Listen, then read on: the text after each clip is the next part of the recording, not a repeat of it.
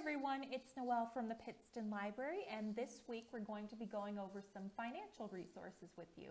Today's topic is going to be specifically geared towards kids and finances, which I know is something that a lot of us might think of in the back of our minds if we're parents or we have kids in our lives, like are they prepared appropriately for their financial future? And that might not mean the whole distant future thing, but it might mean just learning how to spend and save their money appropriately. So we're going to go over two websites here that you can use to teach them a little bit more about finance. The first one's going to be TumbleMath, and for those of you who have missed before when we were talking about Tumble books, you can go over to our website, and that's pittstonmemoriallibrary.org. You're going to scroll all the way down to the bottom, and then as you can see here, there's the Tumble resources, and TumbleMath is going to be right in the middle here. All you're going to have to do is click that, and TumbleMath will open right up for you. And as you can see here, there's a ton of different math concepts that you can go over with your kids, but I want to draw your attention specifically to the finance section.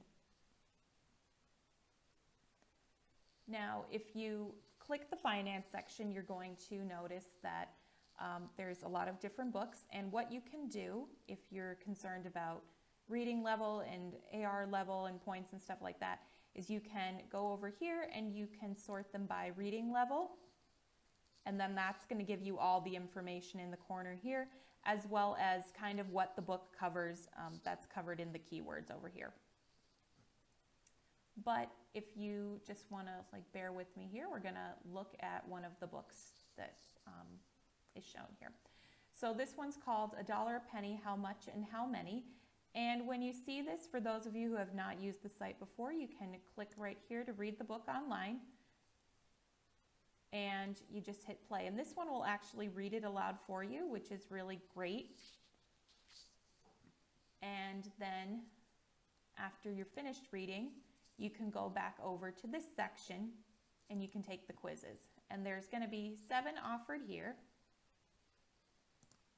And then you can click one and then even customize it with your name, and then either take a quick quiz or the full quiz, however you want to do it. So that's one part for the kids, but then there's also lesson plans here to help teachers implement this book into their curriculum. So that's really cool.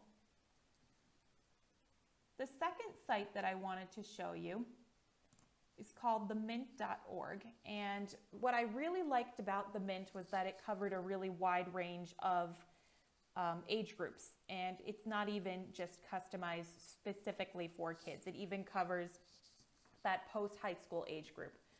But it's really great for opening up a conversation with parents and their kids about just finances and managing money. So that's always good, right?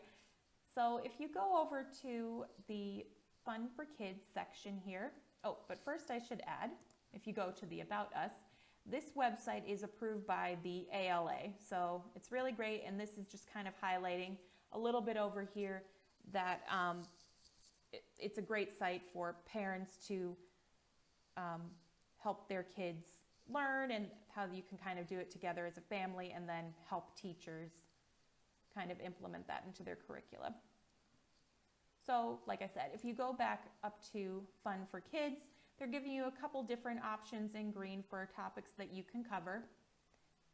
And some of it is rather lengthy, so that's why I said before it's a great thing to go over with your children, not necessarily leave them up to their own independent reading. But it's kind of going over just the very basics, showing you how banks work. See, there's a little bit here. And as well as spending and giving, and just a couple different things that you can read. But if you go back through to this play section here, there are actually going to be a couple different games that you can play to kind of get yourself financially savvy.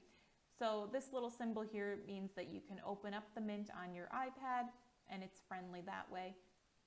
So you could click that when will you become a millionaire, and it's going to show your kids exactly how long it would take to become a millionaire if you picked any number of these options. So like, let's say I clicked $1,000 and oh, how long would it take me to become a millionaire saving this much?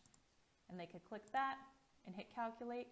And then it's going to show them that you won't become a millionaire for 358 years.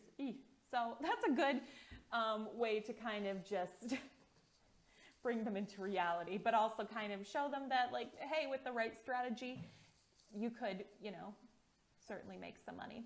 So if you go onward, you can go to teens, and some of those same options are going to be there, but at the same time, we're getting older here, so we want to cover some more important things. So this one's going to talk about investing and the stock market, and just different ways to invest, the risks versus the rewards, and just to kind of give kids an idea that, the stock market is something that everybody should know about. I don't know if everybody does. I certainly don't know as much as I would like to, so maybe I should kind of look at this information too. But yeah, it kind of goes over everything that has to do with that. You can play some more games over here. And then as you go on further into safeguarding, it's showing you a little bit more about just protecting more of your personal property, because as the kids are getting older, there's more things that you have to worry about financially. Then going on here to that pointers for parents, they're showing you a little bit more about how you can have that discussion with them and different ways that you can use tools and things to implement that into your family conversations there. And teachers as well, same thing, how you can implement these ideas into your teaching curriculum. But what I really liked post all of this is that the Mint covers, like I said, that Mint grad area, because now we're getting into, like, the big adult stuff. So they're showing you how you can save and learn to plan for your financial future. So if you go down here to plan to achieve your goals, they're going to show you different things about saving and building credit and different things. So this is going to have you ask like answer a couple different questions, and then kind of just give you a good idea of what kind of direction you're heading in there.